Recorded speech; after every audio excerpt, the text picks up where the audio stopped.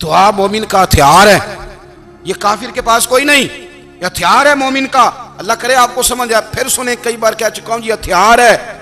کافر کے مقابلے میں جو تیرے پاس سب سے بڑا ہتھیار ہے وہ دعا ہے۔ دعائیں کرانی چھوڑ دی، کرنی چھوڑ دی، لینی چھوڑ دی۔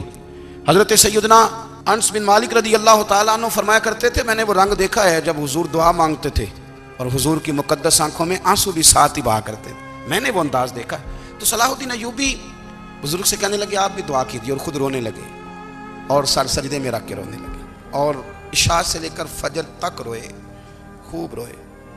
صبح وہ بزرگ آئے تو صلاح الدین ایوبی کا خوبصورت اور ہنستا ہوا چہرہ دیکھا، کہنے لگے آپ بڑے خوش ہیں، رات تو میں نے بڑے روتے ہوئے دیکھا تھا۔ تو کہنے لگے حضور وہ جو بحری بیڑا آ رہا تھا نا وہ پانی میں ڈوب گیا ہے، اب وہ نہیں آ رہا، ابھی خبر آئی ہے تو میں بڑا خوش ہوں۔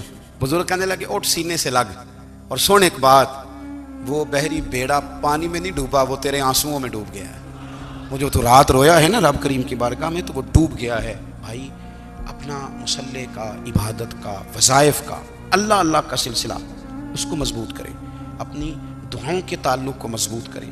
دعائیں بڑے انقلاب برپا کر دیتی ہیں۔ ہم تھوڑے تھوڑے نا جب سے خشک ہوئے ہیں نا، خشک، اور میری تو جماعت ہی صوفیاء کی جماعت تھی، ہم تو داتا علی اجمیری کی جماعت سے، ہم تو خواجہ اجمیری کی جماعت سے، ہم تو شیخ احمد فاروق سرہندی کی جماعت سے، ہم تو صوفیاء کی جماعت۔ ہماری جماعت نے بھی وہ تعلق جو ہمارے بزرگوں نے بنایا تھا۔ بزرگ اللہ کے قریب کیسے جاتا ہے؟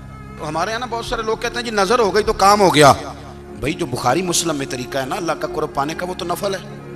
نبی کریم علیہ الصلوۃ والسلام نے فرمایا بندہ نفلوں کے ذریعے رب کے قریب جاتا ہے، اور اتنا قریب جاتا ہے کہ پھر اللہ اس کی زبان بن جاتا ہے، اللہ اس کی آنکھیں بن جاتا ہے، کان بن جاتا ہے، ہاتھ اور پیر بن جاتا ہے۔ تو یہ تو عبادت ہے، یہ تو اللہ کی بارگاہ کی حاضری ہے جو آپ کو اللہ کے قریب کرے گی۔ تو اپنے نماز کو اہمیت دے کے ادا کریں، نمازیں موبائل بند کر کے ادا کریں۔ لیکن نا کچھ لوگ کہتے ہیں مجھے ٹائم نہیں ملتا نماز کا، تو میں کہتا ہوں یہ آپ نے بڑی جرت کی بات کی ہے۔ مجھے کو میرا پیر بھائی کہا جانا میرے پاس ٹائم نہیں آپ کو ملنے کا، تو میں کہتا ہوں آج کے بعد آنا ہی نہ۔ تو کیا سمجھتا ہے، تو بہت بڑا آدمی ہے، تیرے پاس ٹائم نہیں ہے اور ہمیں ملنے کا ٹائم، موج کر۔ تو آپ نے اللہ رسول کو کہہ دیا ٹائم نہیں۔ اور عجیب فلسفہ ہے نا، کہا جائے نماز پڑھنے آؤ تو کہتے ہیں کپڑے ٹھیک نہیں، اور کہا جائے کہ آؤ ذرا دعوت پہ چلیں تو کہتے ہیں ایک منٹ ٹھہر میں کپڑے بدل کے آیا۔